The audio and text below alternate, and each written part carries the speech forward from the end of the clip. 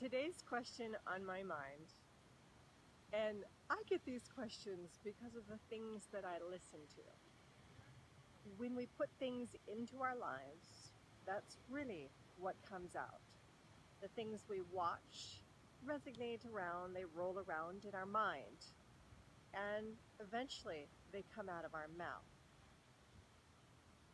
I was saying the question on my mind was sometimes, God, are you?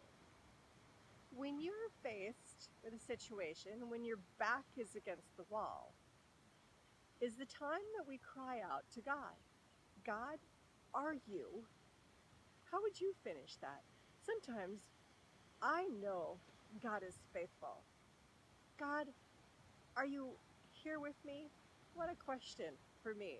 I know God is with me. He is faithful. He is kind. I know personally the attributes of God. God is not a force, as in Star Wars. May the force be with you. He's actually a person, someone that you can relate to, someone that you can experience. And so when you're backed up against the wall, you're frustrated with life, and you're asking, God, are you? Fill in the blank. Are you what? It's a basic philosophy principle that there is God. In fact, atheists, it's interesting, it's anti-God. Well, if there wouldn't be a God, there wouldn't be any anti-God? Well, that's kind of crazy. We all know, wired into our DNA, that there is a God. There is a creator. As I look at the beautiful ocean, I know that everything that I see has been created. There's been a marvelous mind behind beautiful homes, amazing cars, technology. There's amazing minds. Did a mind just become amazing? Did it just evolve into being amazing?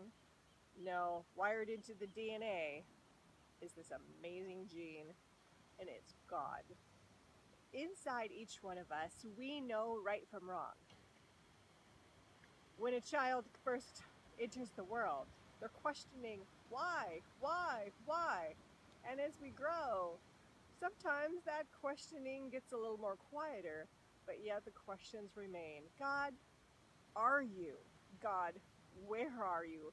God, what will you do? Sometimes we ask, God, why is all of these things happening in our world? Well, we do not have the mind of Christ. We do not know. But we do know that God is always with us, that his arms are always stretched open wide. So when you go about your day to day and you're saying, God, are you here? God, are you listening to me? God, do you care about me? God, do you see the pain that I'm in? Now, the Bible does tell us that there will be trouble. There will be struggles in our life. And yet God has come and said, I've overcome the world. For you to live is to die. Surrender your life. But to die is to live. If we forget that we're only passing through this earth, sometimes the earth's issues can become overwhelming. What's God calling you to do in this season of time? Is it just breathe him in? Is it to be creative? Is it to bless other people? Is it to take up and be goodness, increase the level of goodness and kindness?